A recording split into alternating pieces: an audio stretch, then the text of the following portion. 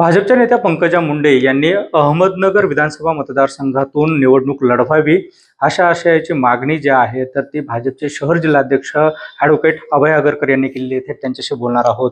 आपण पंकजाताईंना इथे निमंत्रित करता आहात, काय नेमके उद्दिष्ट?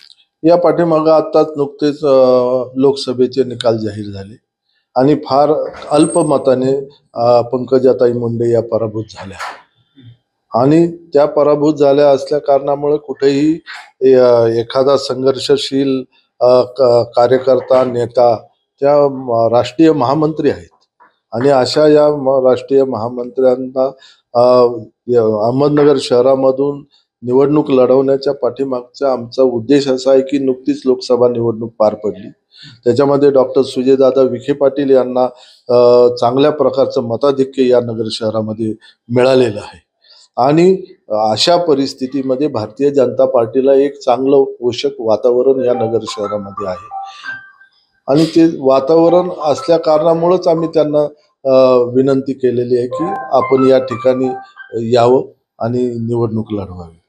पण दुसरीकडे जर आपण बघितलं तर या ठिकाणी महायुतीमधीलच संग्राम जगताप हे देखील आहेत, ते विद्यमान आमदार आहेत, मग तरी देखील आपण मग कुठेतरी महायुतीमध्ये अनबन आहे असं वाटतं? असं काही मला वाटत नाही।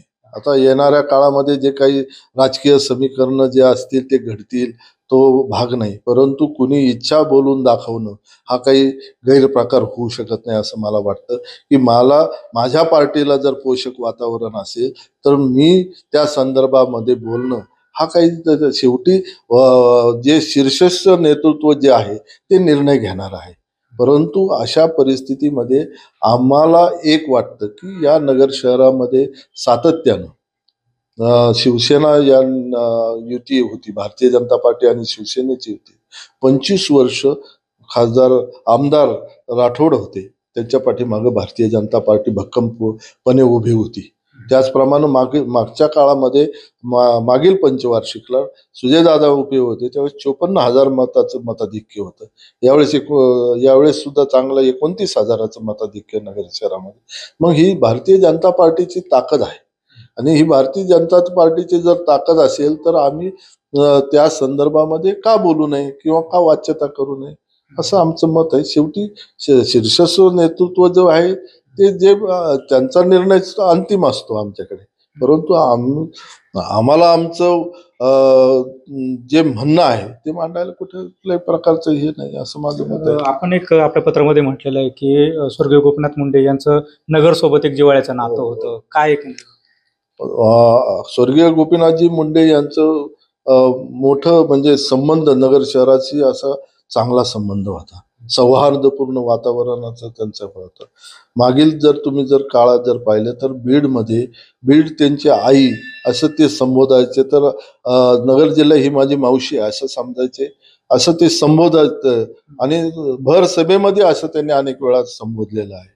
आणि अहमदनगर शहराचा ज्यावेळेस पाणी प्रश्न गंभीर झाला होता, ज्यावेळेस महानगरपालिकेला त्यावेळेस पैसे भरण्याची सुद्धा ताकद नव्हती, अशा वेळी पाणी ते एनर्जी मिनिस्टर असताना त्यावेळेस वीज मंडळानं वीज तोडण्याचे संकेत दिले होते, त्यावेळेस गोपीनाथजी मुंडे यांनी हा समेट घडवून आणला। त्याचप्रमाणे नगर शहरामध्ये त्यावेळेस मोठ्या प्रमाणावर जी गुंडगिरी होती त्याला सुद्धा पायबंद घालण्याचं काम मुंडे साहेबांच्या माध्यमातून झालेलं आहे आणि त्याच्यामुळं त्यांचं या जिल्ह्यावर फार मोठे उपकार आहेत। तर त्यांचाच वारसा मुंडेताई चालवत आहेत, तर त्यांना का आपण या ठिकाणी संधी देऊ नये किंवा त्यांच्या संदर्भामध्ये आपण त्यांच्याबाबत विचार का करू नये अशी माझी धारणा आहे। एकंदरीतच जर बघितलं तर पंकजा मुंडे यांच्यासारख्या संघर्षशील नेत्या ज्या आहेत तर त्या अहमदनगरमधून जर लढल्या तर त्यांना चांगलं मताधिक्य मिळू शकतं। भाजपला पोषक वातावरण जे आहे तर ते अहमदनगर विधानसभा मतदारसंघामध्ये असल्याचं ॲडव्होकेट अभय आगरकर यांनी म्हटलेलं आहे। कॅमेरा पर्सन प्रसादसह सुनील भोंगळ, एबीपी माझा, अहमदनगर। एबीपी माझा, उघडा डोळे बघा नीट।